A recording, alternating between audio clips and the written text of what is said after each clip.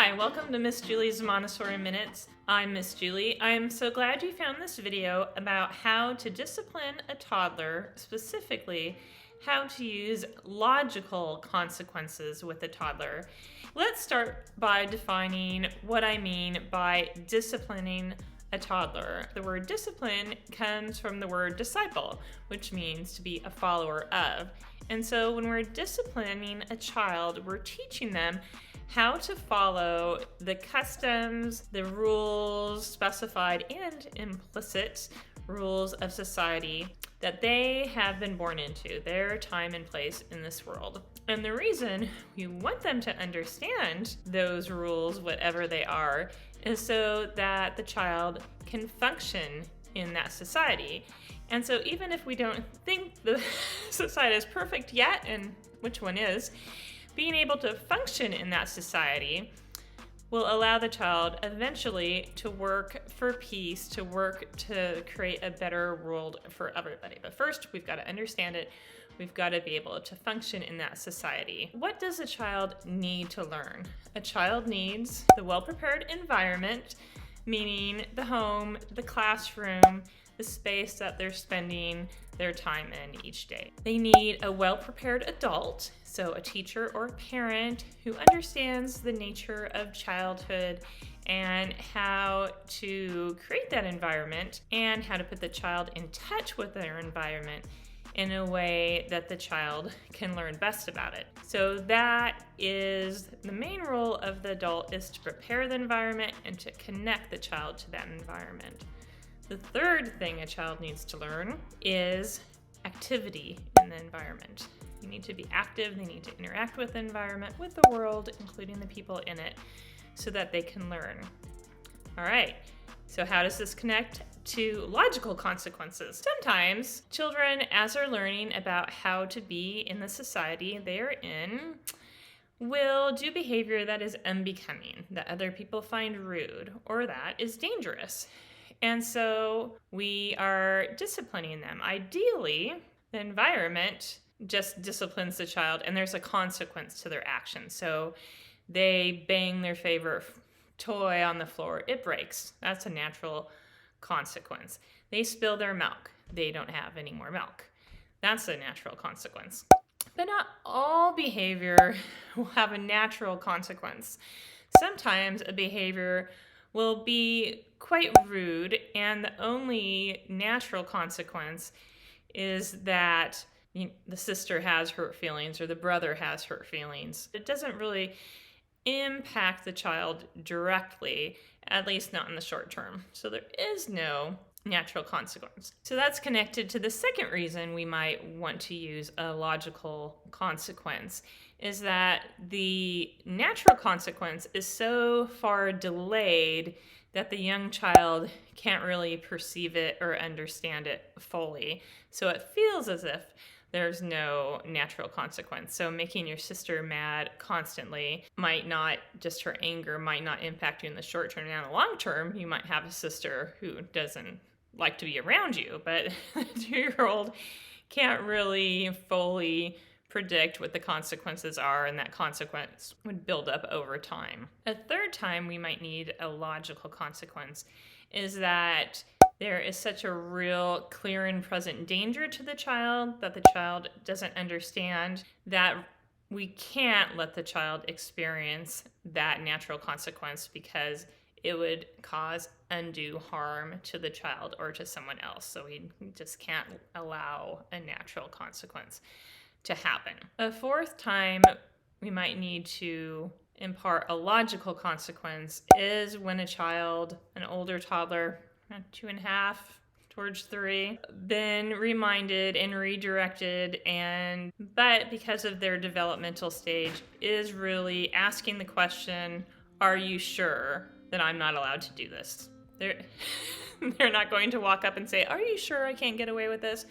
But they're going to keep doing the behavior because they really are experimenting, asking that question, can I do this behavior? How many times can I do it before I will really be stopped from doing it, or there will really be a consequence?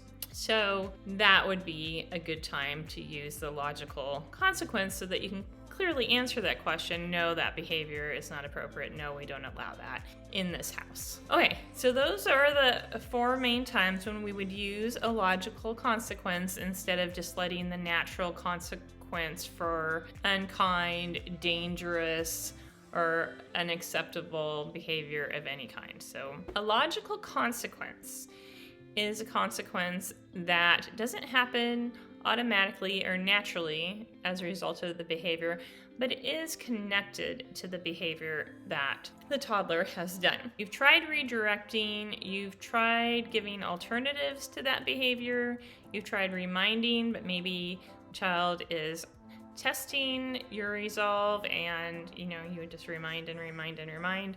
So it's time for logical consequences. So for toddlers, the 2 ideal ways to impart a logical consequences are 1, to involve the child in some sort of restorative justice. Maybe restorative justice to a person who they have harmed in some way, or it could be for inanimate objects too. So here's some real life examples from my classroom. We had snowflake prints on the windows and we were all washing the windows, and one child took their very damp cloth and squeezed it over the head of the child. And really, the child it happened to wasn't particularly upset, but it was inappropriate behavior, especially on a cold winter's day. So the child had to hand me the cloth, stop having fun with the group project we were doing of cleaning the window, and had to go inside and get a towel and dry off the other child's hair, and did a very, without prompting, thorough job, and then go back in and put the towel away. So dried the child's hair, so that restored the child's hair to the previously dry, comfortable state, and had to leave the project to do that, to get the towel and then to go put it away. So that child was removed from the fun for a bit of time. So that was a logical consequence for that action. Another example, it happens pretty frequently, is we have a rule: you can play with sticks, you may only walk when you have a stick. So at the age of children I have, they are, still very impulsive by nature, and so they do get a warning like, oh, remember, we walk with sticks. Or if they're older, what do we do when we're holding sticks? We walk.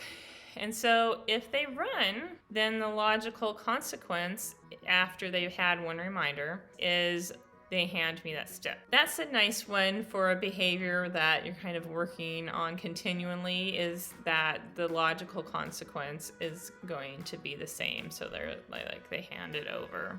I don't hold it for too long, just enough so that they had to stop playing that game with that stick, got into another activity, and then next time they walk by me, I might say, can I trust you to walk with the stick now? And sometimes they'll say no. Sometimes they know. They know. No, not today. You can't trust me to not here with that stick. Really, they do. But usually they say yes, and then usually they are trustworthy.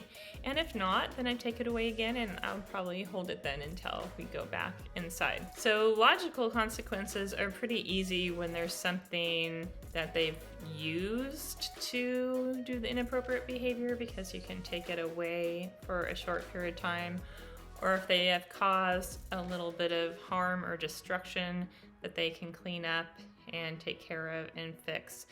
But let's just say it's something like pushing another child. And I invite you, when a child is pushing another child, not to project some kind of intent of harm or violence. Because there's this whole thing, especially with boys, called aggression nurturance. Google it. But basically, that's, they play with the people they like by bumping them roughly and things.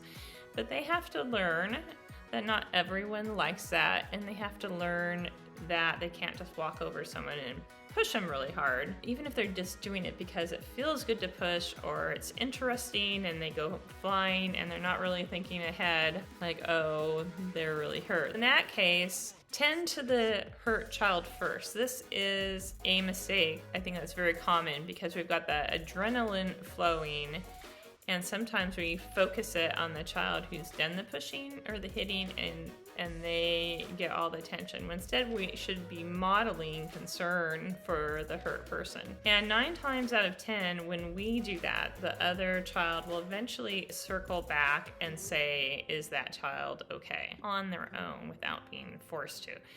So we're going to model concern, and then if the injured party is verbal, we could say, what can Jenny do to help you? Is there anything she can do for you?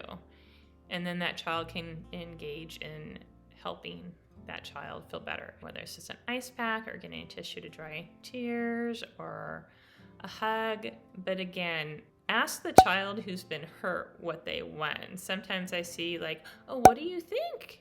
What do you want to do to make them feel better? Well, let's ask the person who's injured what they want, right? Sometimes they don't want anything to do with that child. And so you could say, okay, well, would you bring me a tissue and I'll hold it for, your friend? Or what could happen, it very rarely happens. Usually they're eager to make them feel better. But if they didn't want to help, then you could say, oh, well, you can keep me company while I do that then, so they can view the process. And oftentimes then, once they've seen you modeling that, they will want to start helping the other child. Okay, so we want to engage the child who's done the behavior that's not acceptable, to engage in restorative justice, to be an active part of fixing the problem, whether it's with an inanimate object or helping an injured child. And if a child just is testing behavior, you can say to that child, what can I do to help you stop kicking the chairs over? They might not be able to come up with a solution, and you might just need to hold their hand for a while until they kind of calm down. And so I'll say things like, why don't I hold your hand for a while to help you remember that we don't kick chairs at people? And then they'll often hear like, oh, I know now, or I remember, and I stop. But they just needed a physical separation from what was going on, not a timeout away from everybody, but just to kind of reset and regroup and make better choices. Okay, so do you see how there's a connection between the misbehaviors I've described and the consequence? That's what makes it logical. Any other kind of consequence we impart is a punishment, not a logical consequence. All right, well, I hope you found this video helpful. And if you want to know more about natural consequences versus logical consequences, check out my video.